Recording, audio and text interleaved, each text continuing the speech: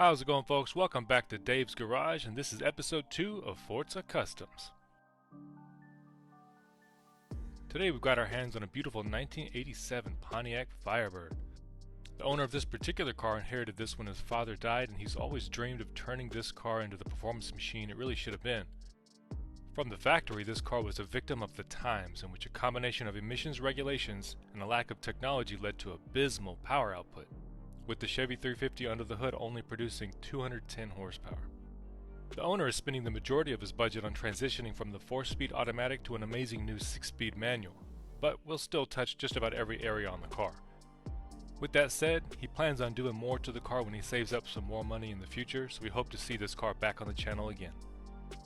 Before we move on, I highly recommend that you check out our demonstration of this car in its bone stock configuration so that you can get a greater appreciation of this project when it's finally complete.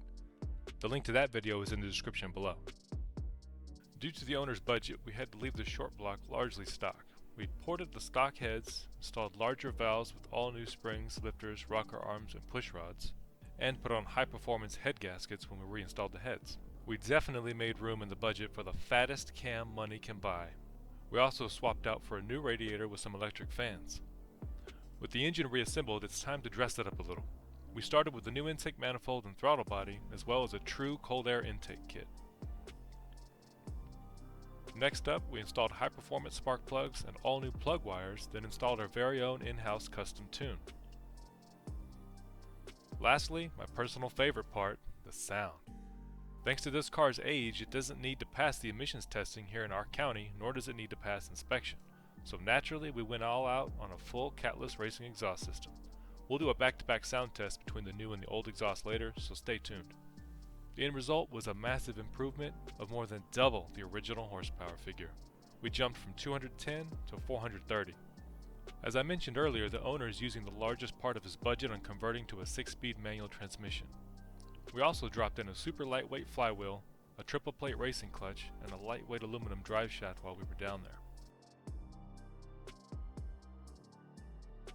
We'll also be swapping out these wheels. Now this might be a little controversial, as a lot of people really like this classic Firebird look. However, I just love the look of these Profil 5s from Fix. I think these fit this car beautifully. The old-fashioned brakes just don't hold up today, so we installed larger rotors and calipers, all new brake lines and pads. For suspension, we equipped the car with new shocks and coilovers, which dropped the ride height by quite a bit, a hollow rear anti-roll bar. We added front and rear strut tower braces, as well as a lower subframe bar for additional stability. As far as weight reduction is concerned, the owner doesn't daily the car, but he's also not converting it into a race car, so we had to keep things within his budget.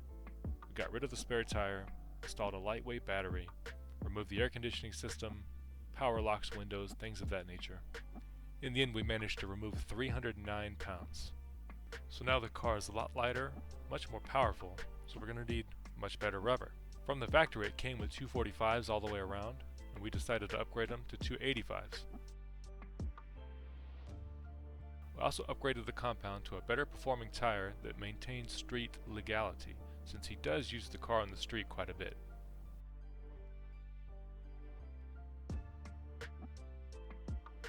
To summarize the differences, we've gained 220 horsepower, 188 pound-feet of torque, lost a total of 415 pounds, and even managed to shift 2% of the weight from the front to the rear. Alright, let's do a quick comparison of the exhaust. As always, we'll do a 40 roll from within the car first, then a normal run from outside the car.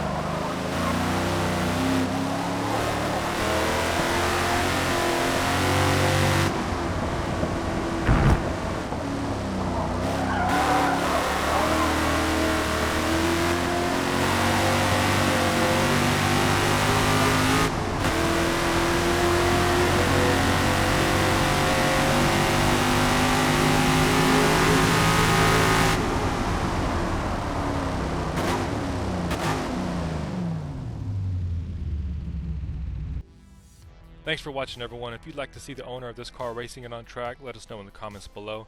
He was super excited when he picked up the car and even mentioned that he might be willing to do twin turbos in the future. Now let's hope we see him back on the channel soon. Until next time, stay classy.